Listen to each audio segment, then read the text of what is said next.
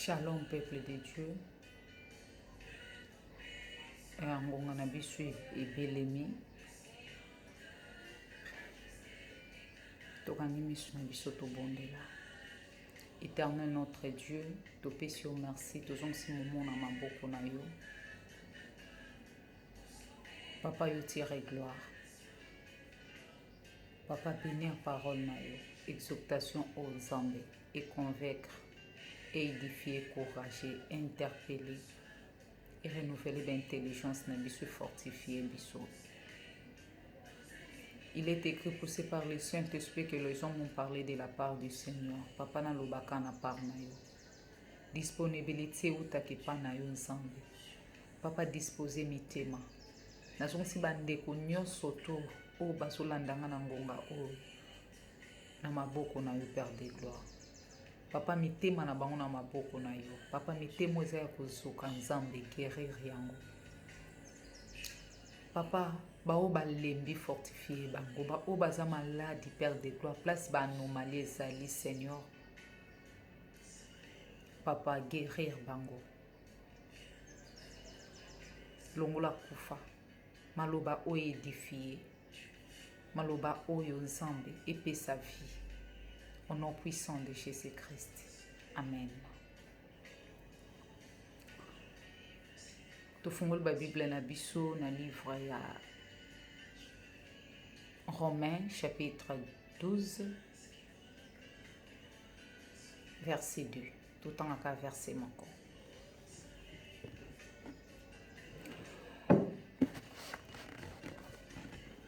Bible lobi na biso. Ne vous conformez pas au siècle présent, mais soyez transformés par le renouvellement de l'intelligence afin que vous discerniez quelle est la volonté de Dieu, ce qui est bon, agréable et parfait. Bien-aimés, nalingi tout réfléchir ensemble. Nalingi tout réfléchir ensemble par rapport à ce sujet. Zambi alingi aloba na biso nini.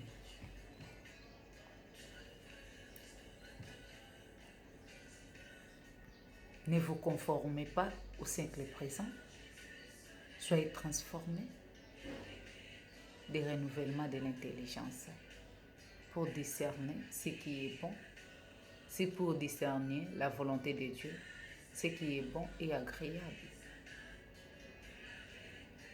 À parfait. Zambalinga loba na biso. Awa eza apôtre Paul ndenge muta loba na bana nzambe. Ndenge ka Bible lobi poussé par le Saint-Esprit que les hommes ont parlé de la part du Seigneur. Ndenge ka Paul tellement zalaki poussé par le Saint-Esprit. Azolo banabana nzambe. Paul azolo banabana nzambe. Bazala te conformé na siècle présent, mais plutôt bazala transformé na renouvellement et intelligence. Donc bazolo ba renouvellement. C'est que ezana na quelque chose, ezana eloko moko ezalaki. Et l'autre mot ezalaki. Donc ezalaki détruit, ezalaki nango. Mais ezalaki détruit. Donc silaki, ezalaki souti. Ko fonctionner na ndenge ezalaki souti. Siko ba ye kan eloko wana. Ba siko ba renouveler yango. Tout ça la renouveler l'intelligence.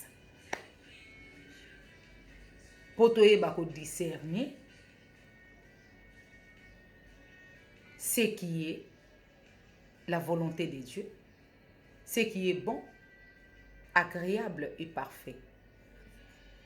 Donc, les autres lisaki et l'autre mot ezalaki souté, intelligence o ezalaki liboso ezalaki souté en place. Pe na tawana muto ezalaki souté na makoki ya ko discerner volonté en nzambe oyo eza bon, eza parfait ou eza agréable. moto bande ko discerner te asiko Paul azoloba na ba chrétien tous à la transformer l'intelligence pour toyeba ko discerner ce qui est la volonté de Dieu, ce qui est bon, agréable et parfait.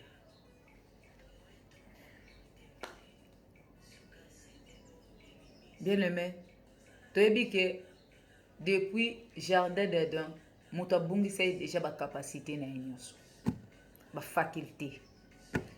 O nyonso tunzamba tiaki moto aperdaki yango. Moto azaki suna boyebi te. Nini o akoki kosala? Nini o eza malamu o nakoki kosala? Moto abungisaki nyonso to. Awa siko na nzela ya Jésus Christ. Nyonso to eza renouvelé. Lelo ngano tokomo benga mabana nzambe. Lelo tokomi ko discerner ce qui est bon et mal. Tokomi siko ko discerner ce qui est parfait. Tokomi ko discerner la volonté de Dieu. Lelo komi na pouvoir ya koloba non na mabe parce que ezana musala mo ezala maki na croix na Golgotha. Il y a quelqu'un qui a été crucifié. Il y a quelqu'un ou un zima qui souffrance.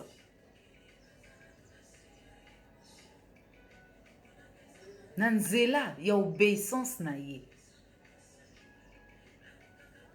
Aye, asalingana yo circoncision. Alongoli biso genga wana ya lisumu o ekangaki biso wana. O ekondanaki biso na liwa.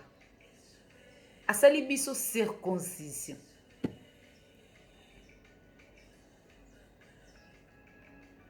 Lelo tokomi mise à part. Banaye, né de nouveau.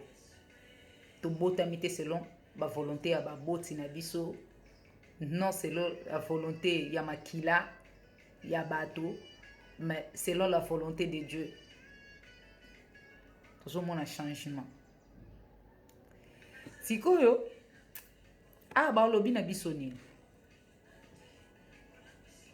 Si nous voulons entrer dans le royaume de Dieu, nous devions abandonner les modes de pensée et les styles de vie du monde. Bien-aimé, soki tolingi tokota na royaume de Dieu, il faut to abandonner mode ya ko penser ya siècle présent, style de vie ya siècle présent.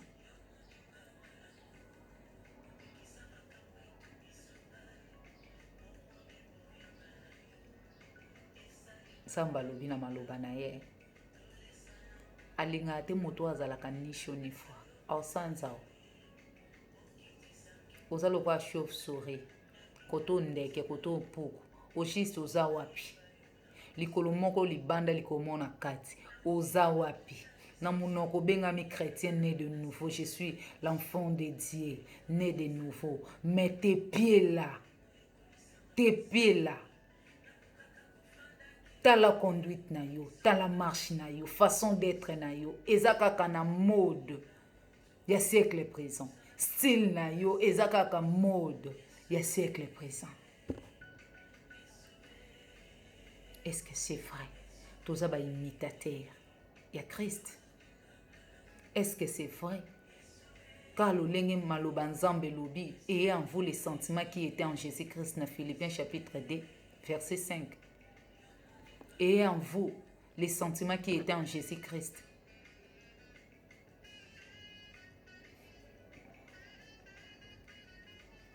Est-ce que tous un sentiment wana ezalaki na Jésus-Christ?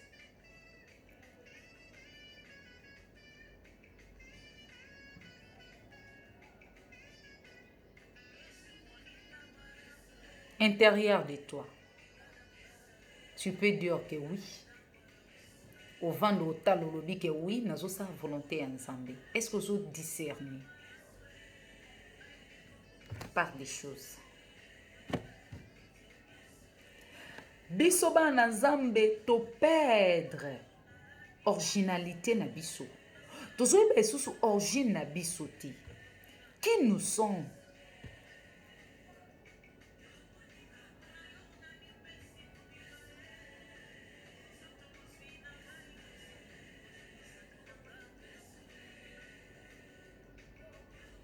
Toza banani?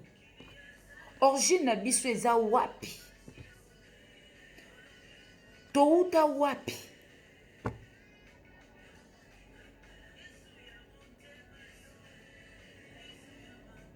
Na mokili oyo oza nani? Pourquoi tu es parmi les vivants? Pourquoi tu existes? To perdre tout.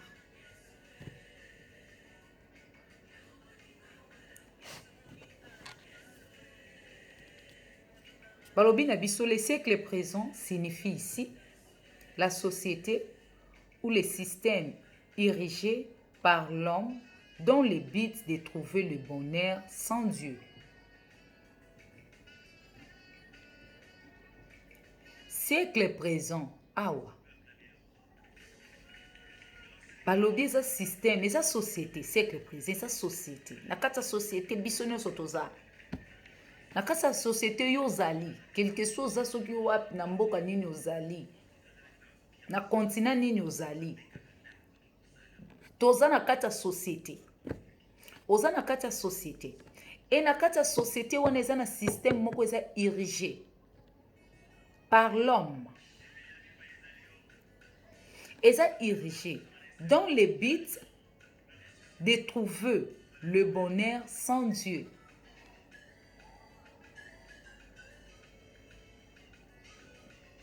Bien-aimé, système wana eza érigé, but na yango eza muto a trouver bonheur sans Dieu.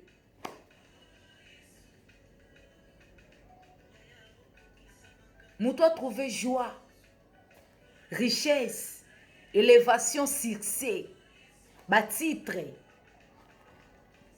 sans Dieu. Des fois, batu misusu baso kende koluka même mabota même na bandako banganga. Donc, on trouve nyonso to koyi koluka na mokili sans Dieu. Si ko to comprendre sans Dieu, elo nyeza. Rien.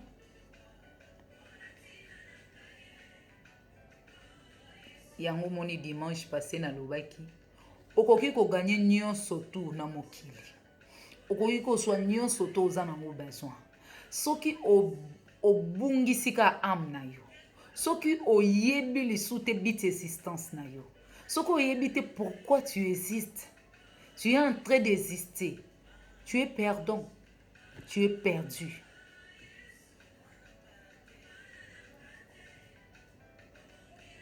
Bien-aimé. Alobi na biso. Samba zoloba na biso nini. Boza na mokili me boza ya mokili te. Qui es-tu? Qui es-tu? D'où viens-tu?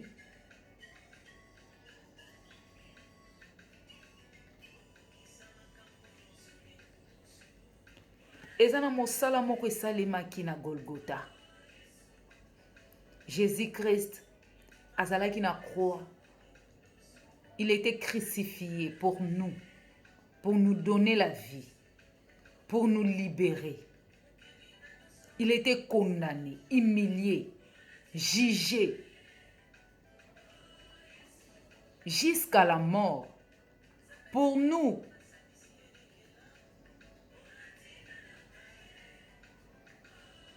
Asali biso circoncision, alongoli biso identité wana eta wana ya lisumu oyo ekondanaki biso. Oyo ebungisaki biso mayele, longolaki biso kibomoto na biso lolenge akele ya biso, alongoli biso yango. Apesi biso une nouvelle identité. Maintenant nous sommes des enfants de Dieu. Nous sommes des nouvelles créatures. Il faut toujours tous à la renouveler, transformer, tous à la transformer dans renouvellement intelligence. Ce qui est aussi les lozo kokate qu'on a la transformer dans renouvellement intelligence. Bien aimé, c'est que faut mettre la malam.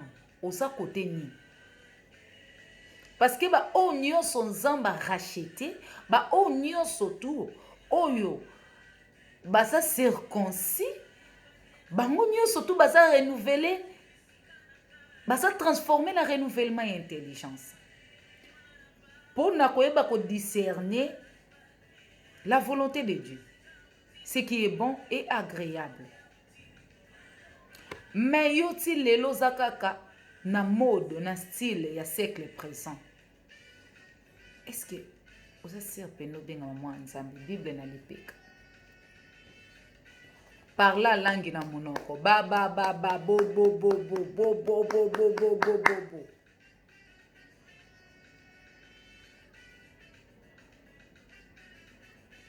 Na monoko mi bengi mwana nzambe me makolo na yo. Regarde-toi. Ba chrétien ba chauve-souris. Na mapapu koto ozandeke. Nzoto ozampuku. Au juste oza na race nini? Oza na classe nini? Babengo ndeke, babenga yo batia na classe nini? Bible zoloba na biso nzamba zoloba soko oza nisho ni foi ba osanza yo. Position na yo eyebana te. Au juste oza wapi?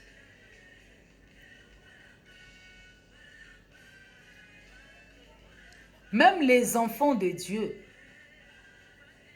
mis nabiso komi kotala mode, mis nabiso komi kotala style de vie, na mema makaka.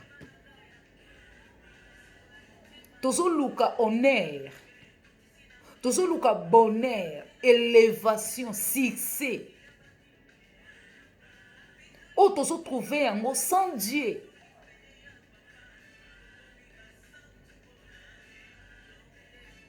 Bien-aimé.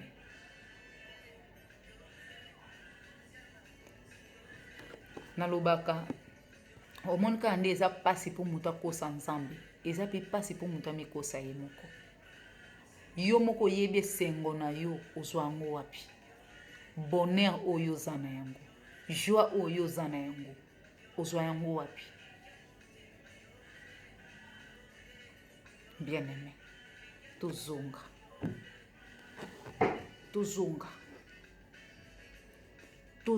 bien-aimé nzamba aza na besoin na biso balobi na biso il s'agit d'un royaume totalement opposé à Dieu, un monde dont Satan lui-même est le Dieu et le prince. Balobi na biso il s'agit d'un royaume, mais un royaume où est opposé na Nzambe. Pe na monde yango o Satan ye moko aza Dieu. Pe aza prince.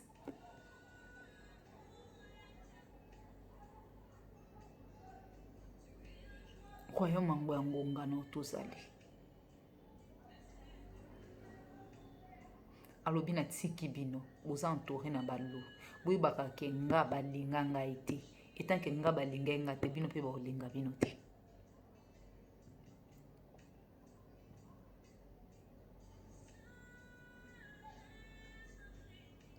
Biso lelo ba chrétien toza lisusu mayele eza lisu renouvelé te tala bato tokenda ko se confier na bango oso se confier na nani bien-aimé oso kende ko se confier na nani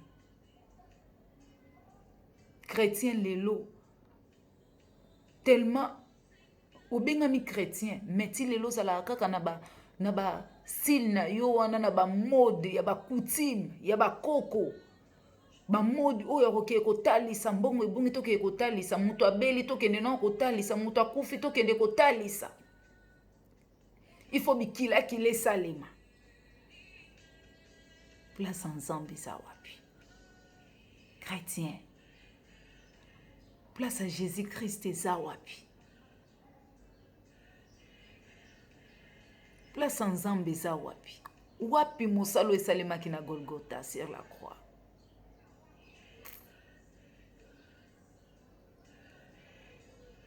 Na Bible ezoloba na biso na livre ya Jean 3,16, car Dieu a tant aimé le monde, il a donné son Fils unique, afin que quiconque croit à lui ne périsse point.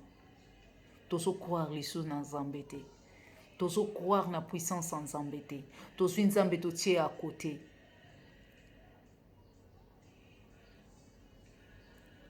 Bien-aimé, tokozwa vie yango ndenge nini? Or que tokozala toujours périr. Tozo kufa toujours. Ba ame ezozala perdu.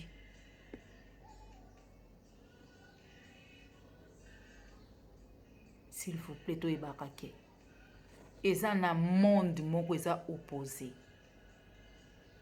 na Nzambe na biso. Ndenge ka Bible ezoloba na biso ténèbre na lumière eyokana te. Monde ya Satan na monde ya Nzambe.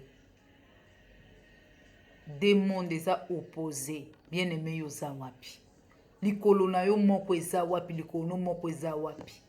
Tozo benga mabana Nzambe. Nyonso mabono Nzambe, Nzambe, Nzambe, Nzambe. Awa na phénomène coronavirus awa batu ba kobondela Nzambe, Nzambe. Po liwe ya kozwa te. To banga liwa.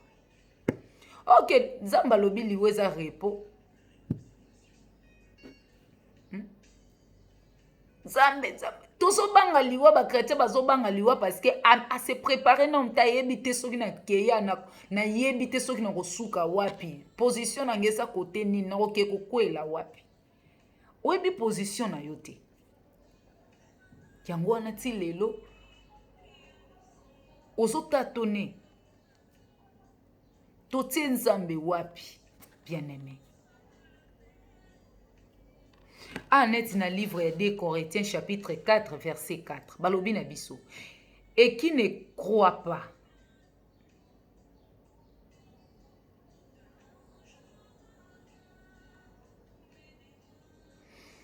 Et qui ne croit pas. Le Dieu mauvais de ce monde a rendu leur intelligence aveugle. Alors, il ne voit pas briller la lumière qui est dans la bonne nouvelle. C'est la lumière de la gloire du Christ, lui qui est l'image de Dieu. Ah, bazolo bana ben crédile. Omi komisa nou incrédile. Ngana encouragé, ngana encourageuse.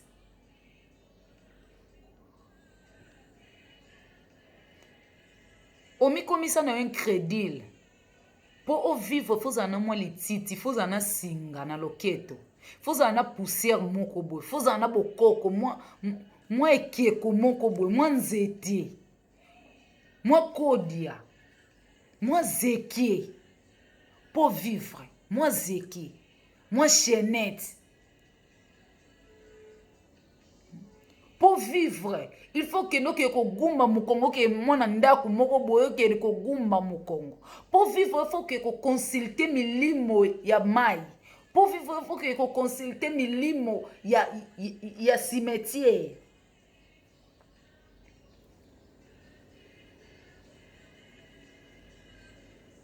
Diable basala aneli kelembati. Diable basala aneli kelembati.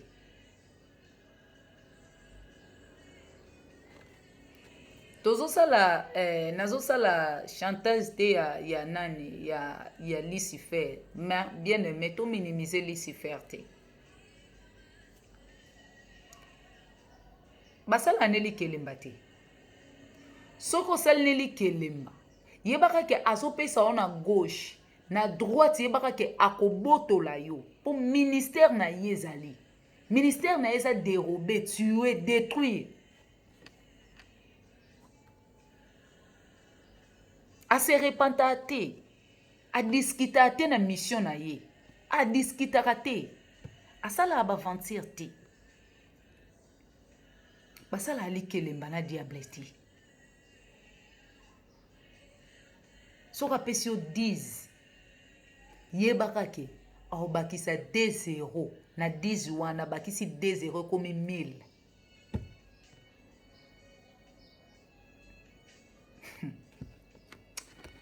bien aimé tozoyeba te bastratégie ya diable baincrédule biso bakretien tomikomisa incrédule eske nzambe exista lisusu oza na baproblème tellement baproblème eza ebele. Il est écrit, venez à moi vous tous qui êtes chargés et fatigués, je vous donnerai du repos. Dieu l'Éternel. Bien-aimé me biso tokendaka wapi na baproblème na biso. Le Dieu de ce siècle présent a réussi ko bloquer l'intelligence ya bato. Ko komisa l'intelligence na bato aveugle, bato bazo koka lisu te. Ko discerner volonté ensemble. Ce qui est bon, bato bazo koka lisu te. Chrétien azo banga père bato ba sanga mabe.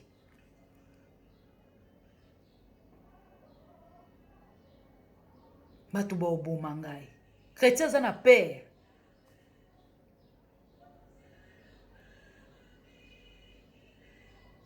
Te nzamba za na ye na yebi ke nzamba za na ye na mwana nzambe mena ke non ko talisa pena ke non ko sola pena batu misusu na yeba non pe mayele pa ya batu misusu après nzambe pa za na ye to yebi ke nzamba za na ye. Chrétien, où sommes-nous? Où sommes-nous? Les enfants de Dieu rachetés, les circoncis, où sommes-nous? Bateau Jésus-Christ oa sopa ki makila na koa pona bango toza wapi? Biso nyonso toza plongé na siècle présent. Où sommes-nous? Chrétiens orgueilleux, chrétiens rancuniers, chrétiens problématiques, chrétien moko ya ba haine asa na facilité ya kokende komema ba faux témoignage pona ndeko oya ye. Bien aimé, Bible ezoloba na biso clair, okoki koloba ba langue ya ba tous les langues, okoki kosala ba miracle ozotia batu maboko. Soko za na bolingo te, soko za na mort te, yebaka ke ozala lokola tono oyo ezotia makelele eza na eloko te na kati. Humilité, douceur, maîtrise de soi ezali moko ya ba caractère ya Jésus-Christ oyo tobenga yango ba fruit de l'esprit. Biso ba chrétien tozanga patience tellement toza aveuglé. Le Dieu de ce siècle présent a bloqué, a aveuglé l'intelligence na biso. Tokomi vraiment insensible, tozo yeba lisu te. Œil pour œil, dent pour dent.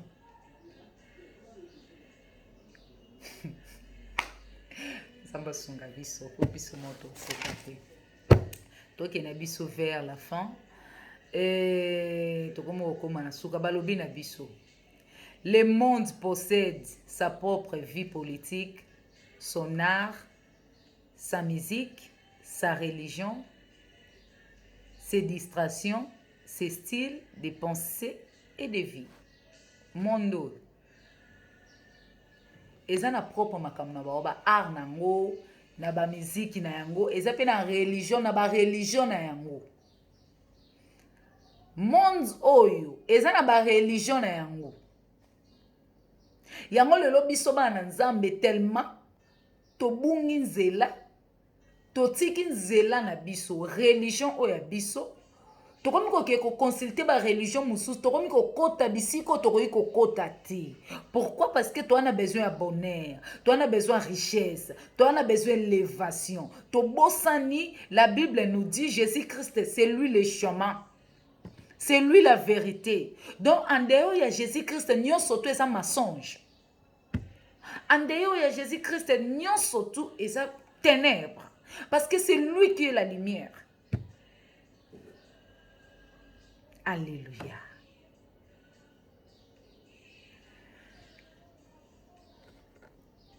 Tu comprendre.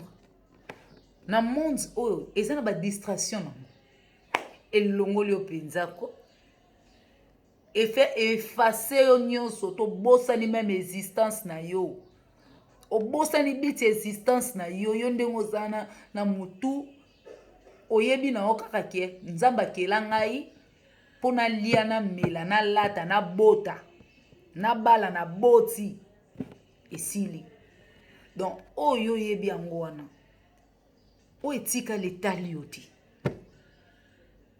wana eza musala ya Dieu ya prince de ce siècle o azo sala musala na ye a travailler bien li se fait a travailler na air ayebi ke tan na eza musikati atkena mtamuki azo racheter temps biso nde toza renouveler te toza transformer te na renouvellement ya intelligence tozo mema makalo kwa ba aveugle biso wana ba okumba biso zo kendeka bazo kumba yo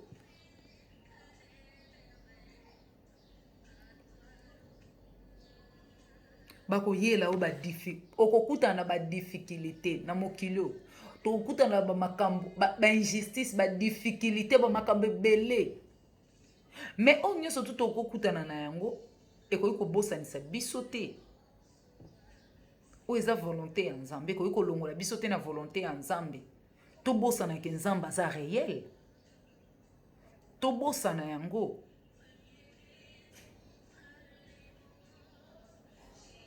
tozokuta na ba injustice et ba injustice yango et comme ko tinda batu basala ba n'importe quoi muto komi sinzoto ni marchandise imagine mutu nzoto na emoko balobi ke lingande ko na ondengo mi linga yo moko seke pena mutu ami lingaka mutu ami linga ye moko même mutu tellement asa transformé na renouvellement et intelligence mutu azui même nzoto na emoko komi asalisali yango suba biloko nini azui toboli azui nzoto mon Dieu comment nzoto oya yo moko okoyi kozwa awo toboli ozui na lolembo toboli ozui kotoyo toboli oye koto toboli ozui na liso toboli ozui nzoto mobimbo toboli oyese mon Dieu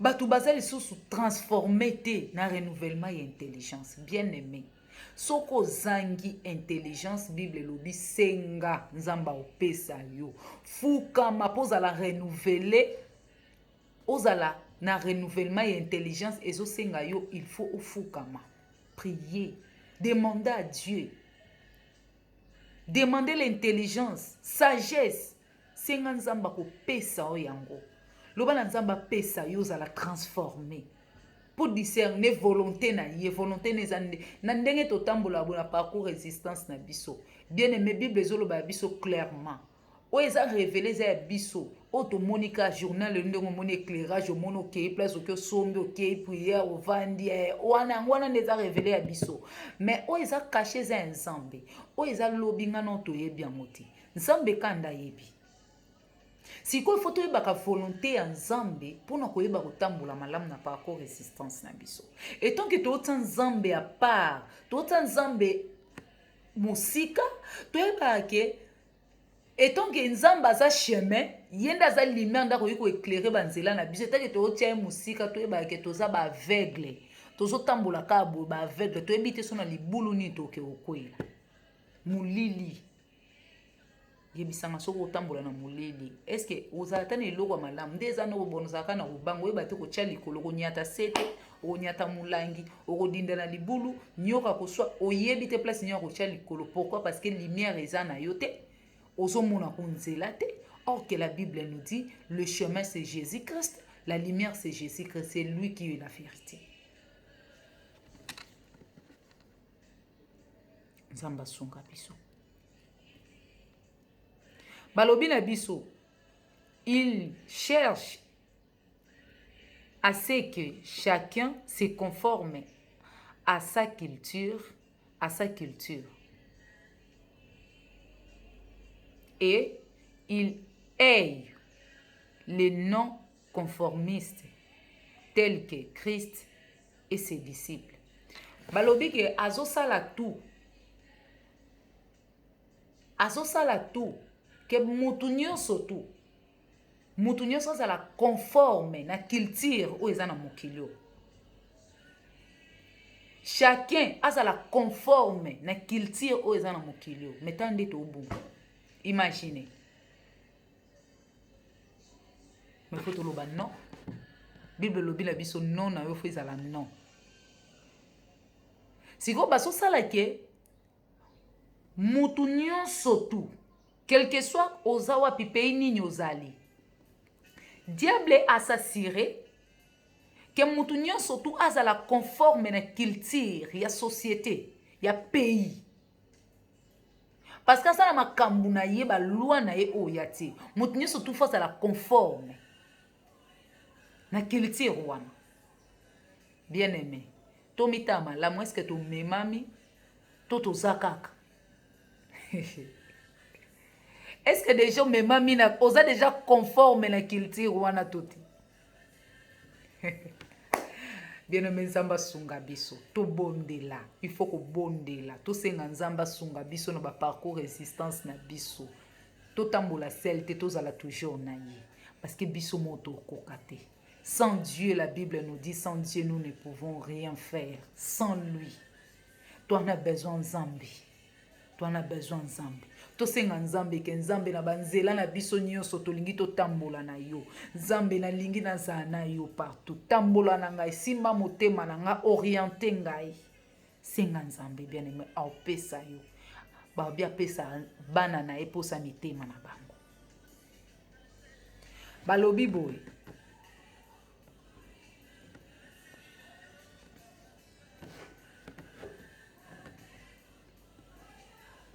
Mondo Penzambe prince ya monde oyo alingaka bato te ba chrétien, donc Christ na ba disciple na ye bato balingi te kozala non conforme, bato balingi kozala conforme te na culture.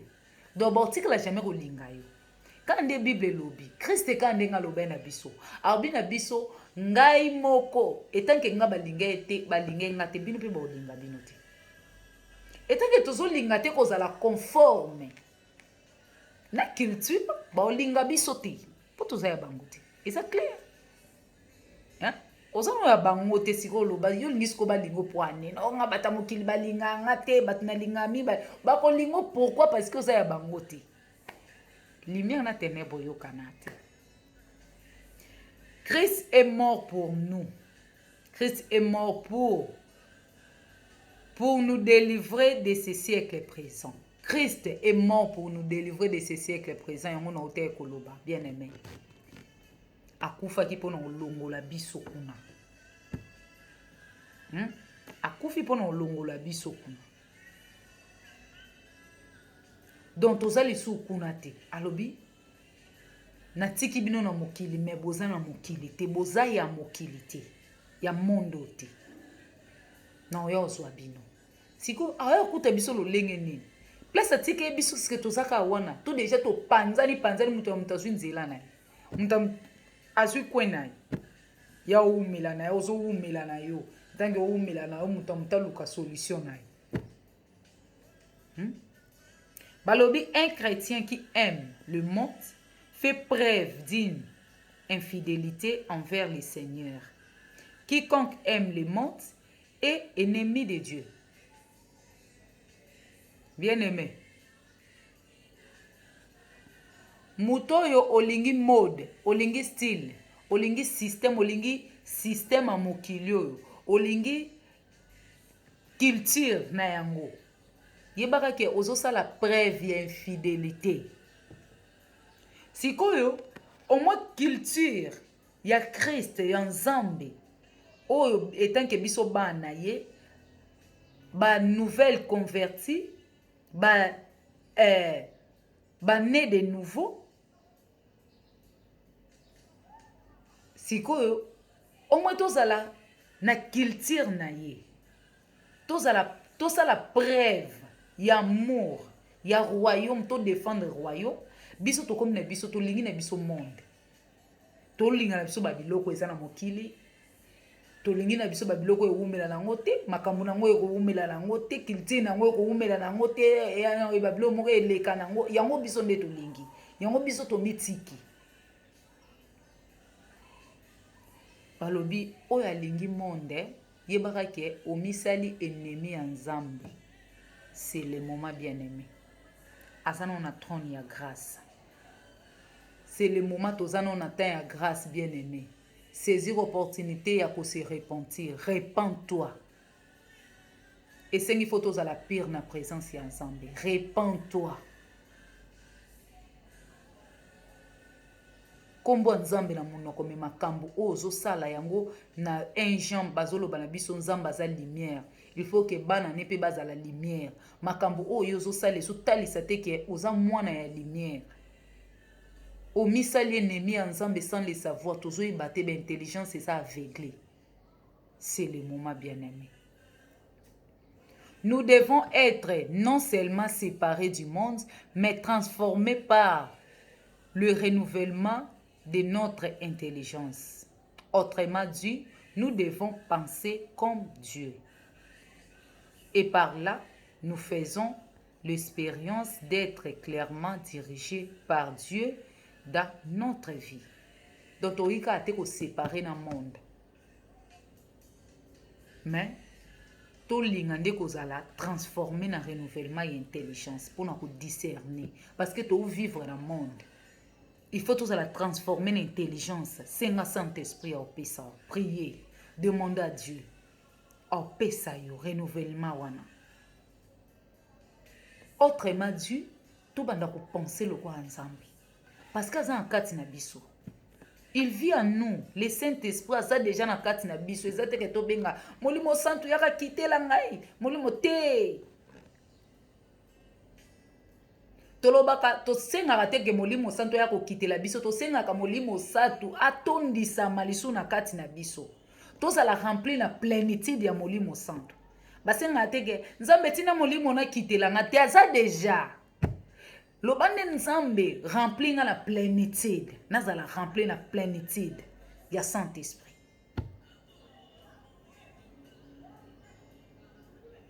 Par là, tout ça la preuve. Expérience d'être clairement dirigé par Dieu dans notre vie. Que yende mutautambu sabiso na makambu nyonso to aso éclairer biso. Par là tozo basikoyo ce qui est bon, agréable et parfait. Et la volonté de Dieu tozo bako discerner yango. Te o eza volonté Nzambe te. Te loko na ngina sala te eza volonté Nzambe te. Te likambo te eza volonté Nzambe te. Volonté Nzambe sani, fona salabo. Méditez la parole de Dieu bien-aimé. Oyeba volonté Nzambe na makomi na ye. Oyeba volonté Nzambe te bien-aimé kande movandi bo. Sengaka tout le temps na ba prière na yo Saint-Esprit atondisa yo na sagesse et intelligence. Par là, nde to koyeba ko discerner volonté Nzambe pe koyeba ko différencier ce qui est bon, parfait et agréable. Nzambe apambola biso. Amen. Liloba na Nzambe bimaka bien aimé pona ko condamner te. Ma ebimaka bien aimé pona ko éclairer, ko édifier, ko fortifier, ko convaincre. Tika ete liloba Nzambe oyo ebakisa ba implice na ba fina biso pe malobo to yoki to mettre en pratique. Éternel notre Dieu, Papa, merci pour la grâce na yo. papa sa mosala na yo etant que simple instrument nzambe nga na lobi papa mais oyo akomplisaka parole na ye eza yo papa nazongisi mitema nyonso tu bana no nyonso tu bisika nyonso bazali na maboko na yo. C'est toi qui sonde le cœur et les reins. Protéger bana na yo nzambe, sonder, renouveler l'intelligence. Papa transformer bana na yo, orienter bango, éclairer. Papa kotika bisote. Kotika bisote. Papa soko tali ba faiblesse, soko tali ma besa na moto monta obika. Parce que Bible lobi, eza na moto moko taza parfait na se na moi, o eza na moto moko taza na juste, aza juste. Papa ngulu ne sa aliko na biso. Seigneur Jésus-Christ, nazo prier pour na bandeko nyonso baza na ba problème. Nazo prier na bandeko pour na bandeko nyonso tout. Baza na ba problème a ba santé. Baza na problème na musala na ba faire na bango. Na société, na ba relation, na ba domaine moko moko ba vie na bango. Ba baza na ba posa ya ko atteindre ba objectif na bango. Ba baza na ba problème na ba foyer. Oh papa, c'est toi qui donnes la paix parce que il est écrit tu es le prince de paix, donne la paix. Papa paix ça va solution na ba problème. Fortifier, paix ça makasi na bana na yo éclairer. Pesa posa mitema ya bana na yo. Longola maladie, longola kufa, longola accident, accident malheureux, longola ba surprise désagréable. Bundela ba no bitumbo bazo mona pe bazo mona ti. Kimia na yo. Kimia Saint-Esprit. Pe makila na yo. E bana ko purifier bana na yo. Kimia Saint-Esprit e bana ko tambola na biso. Année au 2021, fin de l'année, ezala année moko béni. Terreur ne précédé biso. Papa précédé, confondre misala nyonso tu ya diable. Ba planification nyonso tu, o nyonso tu ba ebi na ko planifier cette année. Na mois de novembre ou décembre, na fin année au Zambie. Papa, ezala confondu par le nom puissant de Jésus. Lumière na yo éclairée au nom puissant de Jésus-Christ. Nous avons ainsi prié. Amen, amen, amen, amen. Zambe apambola biso. Amen. Et quand tolobaki dimanche passé, to s'abonner, to partager. Comment zoka prédication yo moko zoka exhortation yo moko zolanda Serge Janine yo moko olinko partager te. Mais ça na ndeko moko, ndeko no wana, mwana na wana. Ape na besoin ko yoka. Nebi que c'est difficile, tantôt pe ba langue, hein, ba oyoka lingala nde na oloba lingala, baza na facilité à koyoka, mais ça na batu misusu anglais, moi difficulté za wana, mais par la grâce de Dieu, on est ensemble, nzamba opesa biso makoki, ngai na yo, possibilité wana lolenge ni tokoyi kosala pona évangile et bana ko atteindre batu nyonso to bisika nyonso bazali motu te azalaka na difficulté ya koyoka ipo ya comprendre nini oyo nzambe alingi aloba. Merci beaucoup. Bye bye bye bye. Nzambe abatela biso. Amen.